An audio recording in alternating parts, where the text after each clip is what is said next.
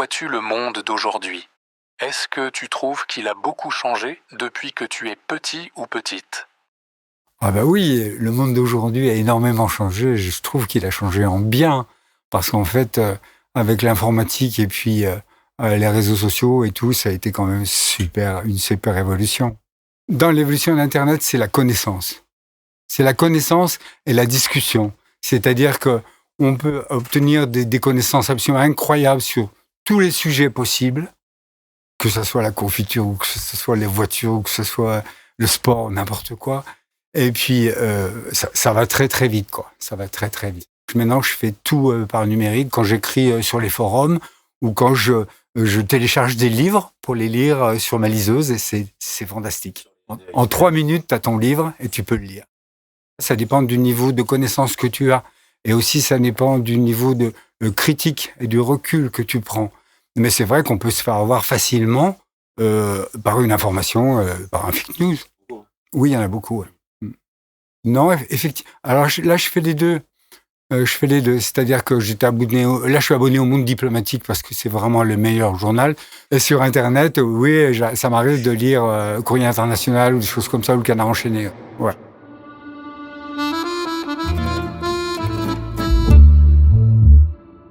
Y a-t-il une personne dans ta vie qui t'a aidé à grandir ou qui a changé ta façon de voir les choses ? Eh ben moi, non, je sais pas, malheureusement, non, personne m'a jamais influencé. J'ai eu des parents extrêmement gentils, je m'en rends compte maintenant, parce que j'ai fait des sacrées bêtises. Ah ouais, j'ai des bêtises assez graves. Bon, je me suis cassé le poignet, je me suis ouvert le bras. J'ai fait mieux. On faisait une course de nuit en voiture sans mettre les phares. Le premier au sommet du col de Tamier avait gagné. Et en descendant, on a fait chacun un tonneau. Heureusement, les deux voitures. Heureusement, on n'a pas tapé d'arbre. On était dans un champ. Une dame s'est arrêtée, nous a demandé si on allait bien. Et qu'est-ce qu'elle a fait ? Elle est allée chez les gendarmes à 2h du matin. Moi, je n'ai pas été pris, mais mon copain a été pris. Et en fait, mon père m'a jamais rien reproché. Chaque fois, il essayait de réparer et d'expliquer. Sinon, non. Bon, j'ai eu des profs, certainement un ou deux qui étaient brillants et sympas. Mais je me suis formé un peu tout seul. Et je pense que c'est grâce à la lecture, grâce à la fréquentation des bibliothèques. Ouais, bien sûr. Le fait d'avoir cette liberté, d'avoir toutes ces expériences, négatives ou positives, c'est comme ça qu'on se construit, en fait. Et qu'on rencontre des gens différents, on réfléchit, et puis on avance. On avance. Pas tout seul, c'est forcément avec les autres. Avec ses parents, avec ses cousins. Par exemple, avec mes cousins, on a fait des trucs pas aussi difficiles. Et puis, on garde toujours des relations avec ces gens-là, et puis on rencontre toujours des gens extraordinaires. Moi, j'ai rencontré Hubert Reeves 3 fois de suite, j'ai rencontré des auteurs, des écrivains, et donc c'est toujours intéressant de comparer ces avis, quoi.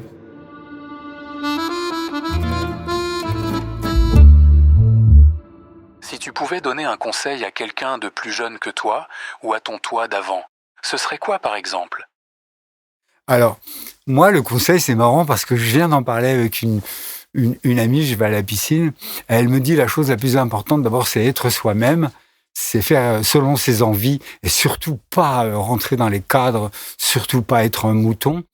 Et là, Sylvie, elle me dit, il faut briser les codes. Il faut briser les codes pour être différent, pour avoir sa propre personnalité. Et même, quelquefois, il faut franchir les interdits. Pourquoi les interdits ? Parce que on est dans une société où de plus en plus d'interdits, et c'est malsain, c'est toxique, c'est pas bien pour les gens. Il faut que les gens fassent leurs expériences et puis réfléchissent.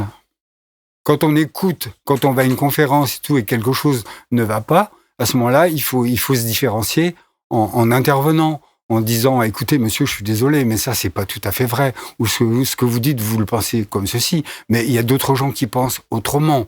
Et à ce moment-là, ce qui est étonnant, c'est que dans la salle, il y a toujours une ou deux ou plus de personnes qui réagissent et qui disent, ouais, c'est vrai, vous avez raison. Il y avait une conférence, c'était à l'Institut Confucius. Ma fille m'avait dit, il faut que tu ailles voir Brigitte, je sais plus son nom, c'est une universitaire extrêmement brillante, et donc elle vient et tout, et puis il y a une espèce de prof de maths qui commence à faire une diatribe complètement fausse historiquement, Et donc là, j'ai pas pu m'empêcher, j'ai même pas levé la main, je lui ai coupé la parole et je lui ai dit, monsieur, je crois que ce que vous dites n'est pas tout à fait vrai. Donc stupeur dans la salle, et je me suis tourné vers la conférencière qui n'avait pas encore pris la parole. Et je lui ai dit, qu'est-ce que vous en pensez, madame? Et elle m'a dit, effectivement, monsieur, c'est pas tout à fait ce qu'a dit le monsieur, quoi. Et donc elle allait dans mon sens, et après je suis allé parler avec elle, et c'était que du bonheur, que du bonheur. C'est, oui, apporter la contradiction, mais en même temps sentir qu'elle est partagée, quoi. Mais un peu comme sur les forums, tu sais, sur les forums, des fois, j'interviens, et l'autre fois, il y a 200 personnes qui m'ont liké. J'étais sidéré, moi, je me disais... Et en fait, j'étais content, bon, un peu fiero, mais surtout content parce que tu te dis, bah, effectivement, il y a plein de gens qui pensent comme toi. C'est la confrontation des arguments, des idées qui fait naître cette richesse, cette intelligence pour progresser, pour avancer.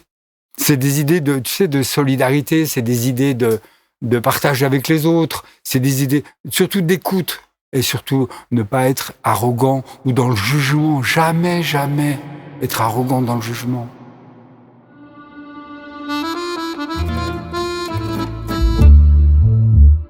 D'après toi, quel est le secret pour être heureux? Qu'est-ce qui rend la vie belle? Y a un truc, l'ouverture culturelle, ça c'est hyper important. Hyper important, c'est-à-dire que il faut pas rester dans son coin. Il faut absolument aller rencontrer les autres. Les autres, on peut les rencontrer déjà dans sa ville. C'est sûr qu'il y en a, il y a plein de gens différents. Mais le mieux, c'est d'aller dans un autre pays et dans plusieurs autres pays. Moi, j'ai fait pas tous les pays européens, mais j'en ai fait beaucoup. Et j'ai encore des amis, j'ai beaucoup d'amis en Angleterre. J'en ai en Slovénie, j'en ai en Italie, j'en ai en Chine, parce que je suis allé 5 fois un mois en Chine. Et quand on va là-bas, tout d'un coup, on rencontre des gens, on voit comment ils vivent, on voit comment ils parlent, on voit surtout comment ils mangent. Ça, c'est hyper important, la cuisine, parce qu'ils mangent pas du tout comme nous. Et après, c'est un régal, c'est un régal. Ben, en Espagne, c'est net. Déjà, en Espagne, c'est clair, les gens, ils vivent pas du tout comme nous. Les Chinois, c'est pareil, ils se lèvent très très tôt le matin. Par exemple, ils mangent des œufs, les œufs de Milan. Ils sont marrons, foncés. Nous, on est effrayés. Et après, ils coupent en tout petits morceaux, ils nous font goûter, c'est délicieux. Et en fait, chaque fois, ce qu'il faut, c'est quand on arrive dans le pays, il faut vivre comme les gens du pays. Moi, je suis allé à l'hôtel une fois au bord de la mer parce qu'il n'y avait pas d'autre possibilité. Chaque fois, on loge chez l'habitant. Chaque fois, on campe ou on est avec les autres.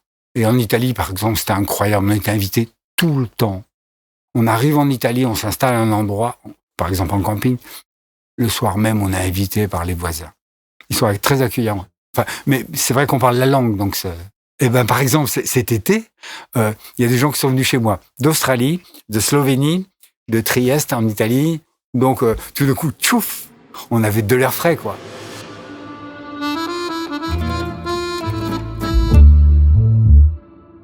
Peux-tu nous raconter un souvenir ou un moment positif que tu n'oublieras jamais?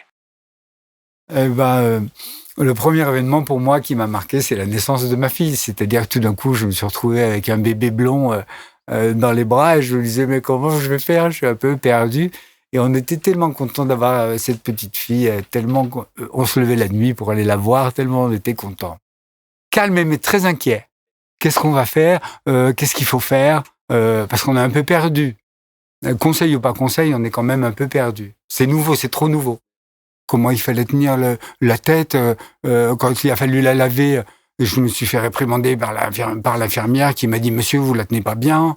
Donc, je faisais hyper attention après, puis pour faire mettre l'eau et tout. Ouais. Et puis, j'ai un deuxième souvenir qui m'a marqué, et là, qui est nettement plus personnel. Un jour, je rentrais en avion de Londres et il y a une jeune femme que je connaissais bien, elle s'est mise à pleurer pour moi et donc ça m'a vraiment secoué et c'est un événement qui m'a énormément marqué. Oh, une fois, bon, ils ont voulu me faire plaisir pour mes 30 ans. Tout d'un coup, tout l'immeuble a débarqué chez moi. C'était marrant.